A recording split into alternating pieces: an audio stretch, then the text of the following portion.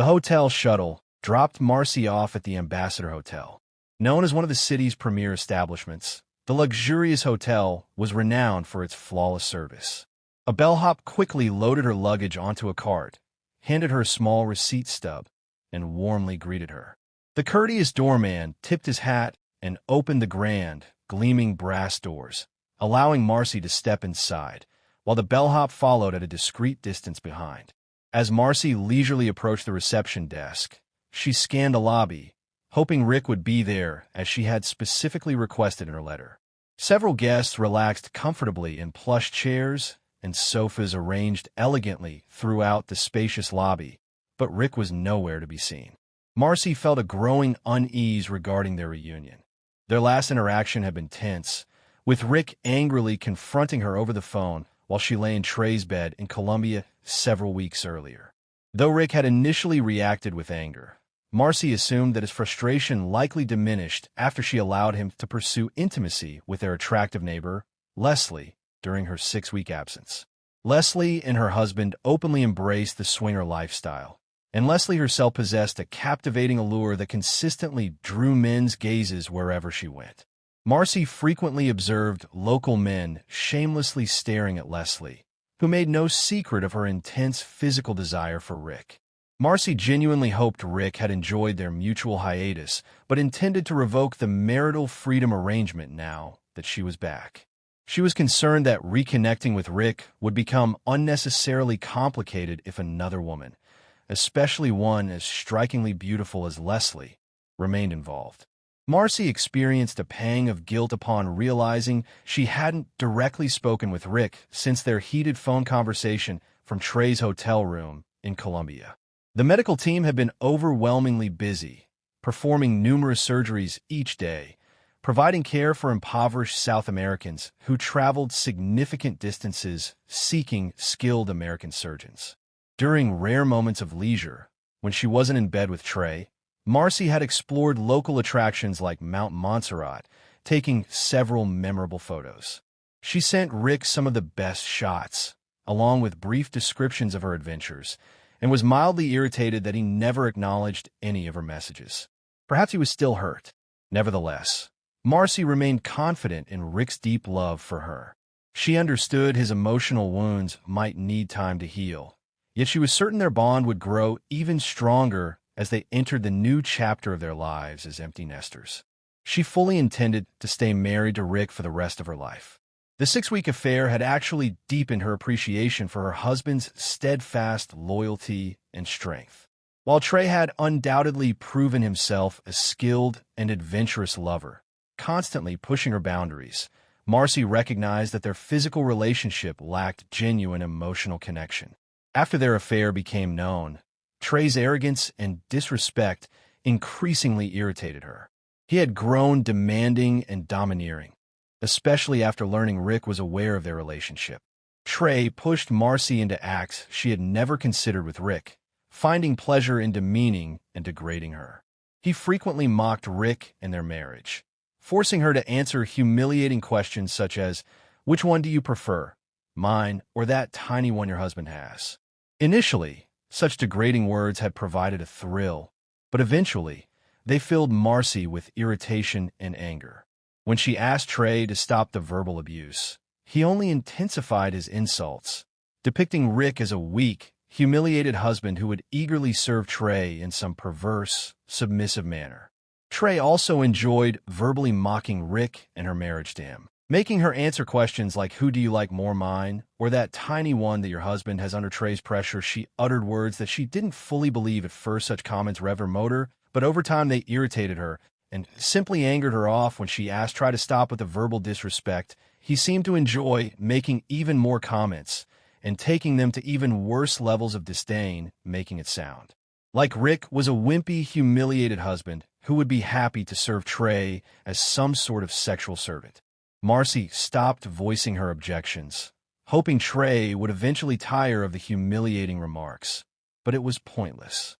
By the end of their trip, she felt thoroughly degraded, humiliated, and disrespected. While waiting at Bogota Airport for their return flight, Marcy finally informed Trey she was ending their affair and recommitting herself entirely to Rick and their marriage.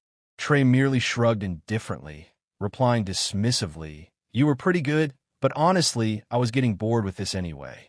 Splitting up is probably best for both of us. Go enjoy your pathetic husband." To emphasize his point, Trey even swapped seats with Penny to avoid sitting next to Marcy during the flight home. Reflecting on it now, Marcy wondered how she could have ever been so infatuated with Trey.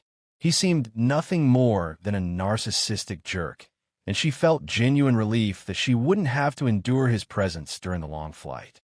Instead, she found herself sitting beside Penny, who appeared equally exhausted. The two women talked sparingly during the journey. At one point, Penny confided that Rick had called her hotel room and confronted her about her affair with one of the doctors, warning her that he was aware she was cheating on her husband Josh. Fortunately for Penny, Rick had promised to keep silent and not inform Josh, who Penny admitted would never tolerate such betrayal. Penny felt extremely fortunate, believing she'd narrowly avoided disaster, and had been able to continue enjoying her affair and the remainder of their stay in Bogota. After landing, while waiting at baggage claim, a young woman suddenly approached Penny, asking, "Are you Penny Washington?" Confused, Penny replied affirmatively. Without further explanation, the woman handed Penny a large manila envelope, declaring calmly, "You've been served. Have a nice day." Marcy stared in shock at the envelope as if it were poisonous, while the process server stepped back and quickly snapped a photograph of a devastated Penny holding the papers. Penny immediately broke down in tears, devastated by the realization of what had just happened. Marcy and several other team members attempted to comfort her, offering reassurances like, "It'll be okay," and "Maybe Josh will forgive you after talking things over," even though nearly everyone silently recognized Penny's marriage was effectively over. Penny eventually managed to compose herself despite her repeated phone calls to Josh being blocked. Facing uncertainty, she gathered her luggage and took an Uber directly to her parents' house, located in the same town where she and Josh lived. Meanwhile, as Marcy waited anxiously at baggage claim, she nervously glanced around, fearful of another process server approaching her with divorce papers from Rick. She searched carefully for anyone suspicious holding a large envelope, preparing herself mentally for an ambush. But as time passed and no other process servers appeared, Marcy slowly relaxed. She began to feel confident that Rick's anger had diminished since their heated phone call, and that he would indeed be waiting for her at the hotel, ready to reconcile. She eagerly anticipated rekindling their marriage and reconnecting with Rick, the only man she had ever genuinely loved.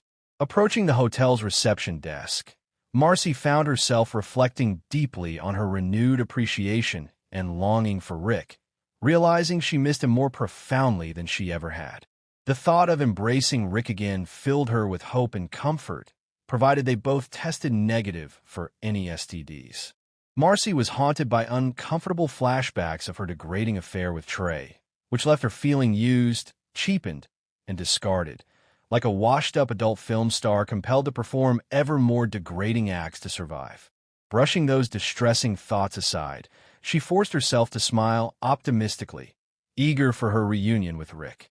She had secretly hoped to find Rick anxiously awaiting her return in the lobby, but he still wasn't anywhere in sight as she reached the reception desk. A young Hispanic clerk wearing an elegant suit and a small gold badge identifying him as Jose Gomez, front desk, looked up from his computer and greeted her warmly with a bright smile, displaying perfect white teeth. "Welcome to the Ambassador Hotel. How may I be of service?" "Hi, I'm checking in. There should be a reservation for Marcy Weston," she said to the nice young man. The clerk smiled politely and began typing on his keyboard. "Let's see. I have your reservation here for one night. Is that correct?" "Yes, just one night. I've got you in a lovely room on the 10th floor with a beautiful cityscape view. How many key cards would you like?" "Well, I expect my husband will join me, so 2 cards, please." "Certainly. Which credit card would you like to use for payment and incidentals during your stay?" Marcy reached into her purse and handed him her Visa card. "Here you go." "Thank you, ma'am. I'll process this for you immediately, and we'll get you settled upstairs." "I see, Steve. Our bellboy already has your luggage. He'll be happy to help you to your room. Thank you. I do have several bags, and my husband's not here yet to help, so that'll be great. Steve stood a short distance away, politely waiting by the luggage cart, ready to escort her to her room. Marcy's original plan had been for Trey to drive her to the hotel, but given their recent breakup, the hotel shuttle proved to be a far better option. Moreover, if Rick had been waiting in the lobby, seeing Trey might have spoiled their planned reunion. The clerk inserted Marcy's Visa card into the reader and reached for 2 blank key cards. After a brief moment, he frowned slightly and said apologetically, "I'm sorry, Ms. Weston, but this card has been declined. Do you have another card you'd like to use?" Marcy felt a sinking feeling in her stomach. During the 6-week stay in Bogota, she'd had no need to use her credit cards. Living expenses had been covered by the Doctors Without Borders group, and Trey had paid whenever they went out. Marcy had only brought 2 cards with her on the trip, her Visa and her Discover card, and she had carefully left them in her hotel room safe along with her passport, precisely to avoid theft. She wondered anxiously if someone had somehow stolen her credit card details during her travels, something she'd definitely need to discuss with Rick. "Sure. Do you accept Discover card?" Marcy asked, handing her Discover card to the clerk and receiving her Visa card back. "Yes, ma'am. Let me run this through for you. We'll get you to your room shortly." By now, another young couple had approached the front desk, waiting impatiently behind Marcy. After another attempt, the clerk again looked up apologetically and gently said, "I'm afraid your Discover card has also been declined. Do you have another card you'd like to try?" Feeling a wave of embarrassment as the couple behind her began to show signs of impatience, Marcy responded awkwardly, "Those are the only 2 cards I have with me. I've been out of the country for 6 weeks, so something must have happened. Let me step aside and call my husband to see what's going on." "Certainly," the clerk said sympathetically. "I hope everything works out. Please let me know if there's anything else I can do to help." Marcy stepped away from the counter and moved toward the nearby seating area, while the young couple stepped forward and began their check-in process. Steve promptly left Marcy's luggage cart unattended, switching to another cart to assist the newly arrived guests instead. Within moments, it was clear that Marcy had been politely dismissed by the hotel staff. Marcy pulled her cell phone out of her purse and realized she'd switched it off during the flight and had forgotten to turn it back on amid all the confusion at the airport with Penny. She powered the phone on and entered her passcode, fully expecting numerous missed messages from Rick and others during the flight. Surprisingly, the phone indicated no new messages. Puzzled, Marcy opened the phone app and tapped on Rick's contact photo, located conveniently in her favorite section. She noticed Trey's contact was also still in her favorites and decided she'd delete it immediately after speaking with Rick. Instead of hearing the familiar ringtone, when she put the phone to her ear, Marcy heard an automatic voice message indicating that Rick's phone had been disconnected and was no longer in service. "What the hell?" Marcy thought, pulling the phone from her ear and staring at the screen in disbelief. At that exact moment, a man who had been sitting casually in one of the lobby chairs since Marcy first entered the hotel walked up to her. "Excuse me, ma'am, but are you Marcy Weston?" Slightly startled and feeling uneasy, Marcy raised her eyes to the well-dressed man. With apprehension in her voice, she replied, "Yes, I'm Marcy. Can I help you?" "No, ma'am, but I have something your husband Rick specifically asked me to give you," the man said politely, handing Marcy a large manila envelope. Once Marcy grasped the envelope, the man gave her a quick nod, saying simply, "Have a nice day," before heading toward the hotel exit. Marcy felt her hands tremble slightly as she held the envelope.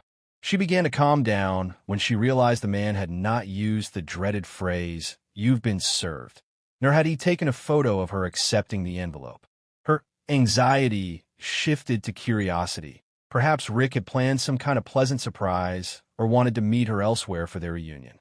With renewed optimism, Marcy quickly walked to the nearest upholstered chair in the lobby, eager to see what Rick had prepared for her. She carefully opened the envelope, immediately noticing it contained a typed letter and a smaller, stiffer envelope inside. Taking a deep breath, Marcy unfolded the letter and began to read. "Marcy, I'm no coward, but as a man and as your husband, your blatant disregard for our marriage and the vows we exchanged deeply wounded me. Apparently, you justified your behavior by assuming that I had some whirlwind affair with Deidre during our deployment in Iraq. For the record, I did not. But in full honesty, I must admit we did share a single moment that wouldn't pass the spouse test. This occurred after our convoy was ambushed by insurgents, where many comrades were wounded or killed. Thankfully, Deidre and I survived unharmed, though emotionally shaken and running high on adrenaline. Back at base, after the debriefing, I escorted Deidre to her quarters. As I was about to leave, she embraced me tightly, breaking down into tears, overwhelmed by the intense events we'd just experienced. Trying to comfort her, I allowed myself to be drawn into an emotional, passionate kiss. Suddenly, we were kissing like reckless teenagers, driven purely by emotion. Though deeply regrettable, no penetrative intimacy took place. It was a spontaneous, impulsive lapse, very different from your calculated infidelities. I wish to clearly state, for your understanding, that you're the only woman I've had intercourse with since our marriage over 2 decades ago. I'm certain you can't say the same. Beyond Trey, I'm fully aware of your affair while I was away on assignment in Korea. Someone informed me about you meeting another man regularly at the Red Roof Inn across from the hospital. I know the excuse of construction justified parking there, but it doesn't explain why you'd arrive hours before your shifts. I hired a private investigator who was unable to identify your lover, but the evidence was clear enough. We both know what happened. For some reason, I chose to overlook your affair at the Red Roof Inn. Perhaps I rationalized your behavior, believing my absence left you lonely and needing comfort elsewhere. To your credit, you were discreet, and you immediately ceased that affair upon my return, no longer arriving excessively early at the parking lot. From your recent letter, it seems you've unilaterally altered the boundaries of our marriage, allowing either partner to pursue intimate relations without consent or approval from the other. Truly a remarkable arrangement, isn't it? Regarding Leslie, I want you to know I never took advantage of your offer. Honestly, the thought of you casually handing me off to her sickened me. However, I did invite Leslie and Vincent over for dinner while you were away. Imagine my surprise to learn from Leslie that you had already been involved in an affair with Dr. Trey, and that you apparently wish for us to join their swinger lifestyle. Interestingly, Leslie genuinely believed you'd already discussed this with me and was visibly upset to discover you hadn't done so. She and Vincent made it very clear to me that deceit wasn't part of their lifestyle. The fundamental rule, they explained, was complete openness and honesty with your partner. Needless to say, Leslie and Vincent were quite disappointed by your selfish and deceptive behavior. I suppose under your newly established rules, you didn't feel obligated to inform me of these decisions beforehand. However, it would have been nice to know that we're now apparently swingers, even though you're currently the only one exploring intimacy outside our marriage. Given Columbia's reputation as a somewhat dangerous place, and considering how well Dr. Trey was taking care of you, I took the liberty of paying off and then promptly canceling all our joint credit cards. I wouldn't want someone unscrupulous taking advantage of you, after all. Do you recall a few years back when we visited an estate planning attorney for assistance with our wills and other important documents? I nearly forgotten that she also prepared durable powers of attorney, POAs, for both of us, which we signed at the time. After our little phone conversation when you were in Trey's hotel room, I decided it was prudent to change the beneficiary on my life insurance policy from you to our children. While sorting through our files, I rediscovered those POAs, and guess what? They were still valid and worked beautifully. I've grown quite fond of this unilateral decision-making approach you've established for us. Thanks for that. Don't worry, I used your signed POA just once, then shredded both documents so they can't be used again. You're very welcome. You see, I needed the POA to sell our house and vehicles, as they were jointly owned. Rest assured, I took my fiduciary duties seriously and obtained fair market prices on your behalf. Remember Rod and Emily Wellman, the young couple who admired our home and were desperate to move due to their expanding family? Well, they're now happily living in our former house. I explained to them that you were abroad on a long-term assignment, thus unable to attend the closing and personally wish them well. Feel free to visit. They'd undoubtedly be thrilled to thank you personally. Selling the cars was even simpler. After checking a few used car dealerships for offers, I accepted cash payments. They assured me the vehicles would sell quickly. I felt genuinely happy for them. Additionally, I purchased a new cell phone with a different provider and canceled my number on our shared family plan. I can't quite recall my new number at the moment. Maybe I'll send it to you someday. You'll be glad to know I've chosen not to pursue divorce from your cheating self. I couldn't care less about getting divorced, as I have no plans to remarry. However, I did use some proceeds from selling our home and vehicles to hire a private investigator in Colombia who managed to obtain some highly incriminating photographs and audio recordings of you and Dr. Trey. Perhaps the organization should rename itself Doctors Without Morals. Regarding your cheating adventures, I never imagined you'd be into such extreme behavior. I sincerely hope you rinse your mouth thoroughly with mouthwash afterward.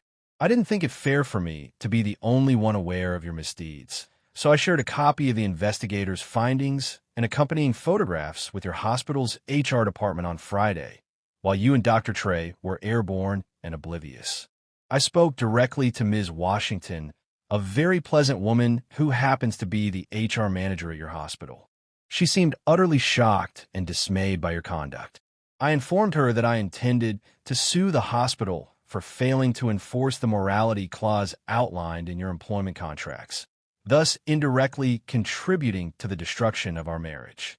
Furthermore, I told Ms. Washington I would have a courier deliver a full copy of the investigator's report, along with photos, to her office first thing Monday morning. Additionally, I mentioned that I'd enclose a brief, signed contract in the same package, in which I'd agree to hold the hospital harmless regarding your extracurricular activities, provided they terminate both you and the good doctor for cause and agree not to provide either of you with favorable employment references in the future.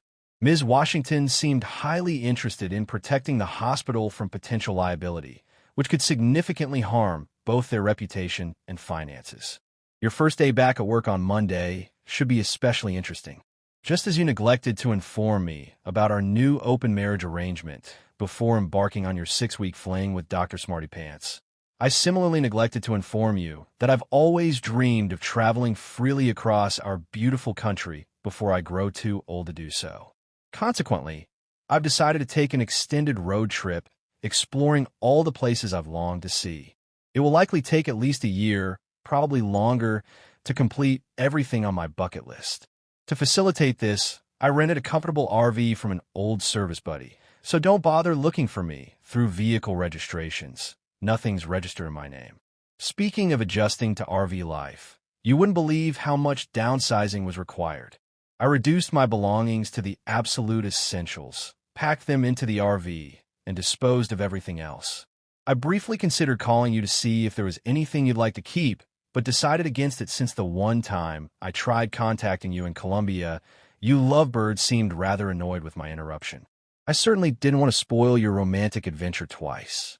I ended up selling all the furniture and my tools, donating many of my clothes, and all of yours, to charity, and held a small Bon Voyage bonfire to rid myself of the remaining sentimental items. Among those items burned were our wedding photos, your wedding dress, and various pictures of us together. I kept only photos of the kids as they grew up.